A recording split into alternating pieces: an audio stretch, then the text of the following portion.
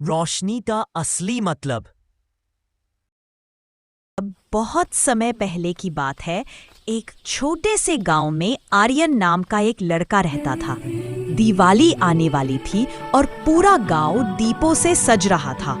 आर्यन के घर में भी खूब तैयारियां हो रही थी।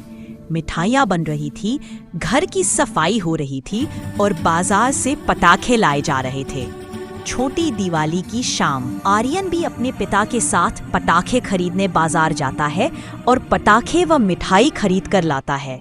दिवाली के दिन आर्यन अपनी माँ के साथ घर की सफाई करवा रहा था, लेकिन आर्यन इस बार कुछ अधूरा सा लग रहा था।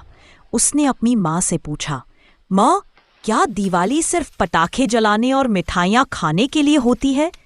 माँ मुस्कुराई और बोली, नहीं बेटा, दिवाली सिर्फ रोशनी की नहीं, दिलों को रोशन करने की भी होती है। यह सुनकर आर्यन थोड़ा सोच में पड़ गया।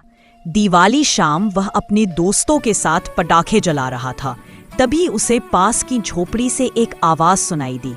वह एक बूढ़ी अम्मा की आवाज थी। आवाज सुनकर आर्यन झोपड़ी में जाता है और बूढ़ी अम्मा से पूछता है, क्या हुआ अम्मा? तब बूढ़ी अम्मा कहती है, बेटा, हमारे पास इस बार दीपक जलाने को तेल भी नहीं है। आर्यन यह सुनकर बहुत दुखी हो गया। वह दौड़कर घर गया और अपने बचाए हुए पैसों से दीपक, मिठाइयाँ और कुछ कपड़े लेकर उस अम्मा के घर गया और बोला, ये लो अम्मा, आप भी दिवाली की खुशी मनाओ, उदास न बैठो। यह देखकर अम्मा की आंखें आंसू से भर आए। उन्होंने आर्यन को आशीर्वाद दिया और कहा, बेटा, तूने आज मेरी दिवाली सच्ची रोशनी से भर दी। बूढ़ी अम्मा की मदद करके आर्यन के मन को बहुत संतुष्टि मिली। उस दिन आर्यन को समझ में आया कि दिवाली की असली खुशी दूसरों के जीवन में रोशनी और मुस्कान लाने में है। सीख: दिवाली सिर्फ दीप जलाने की नहीं, दिल जलाने की होती है।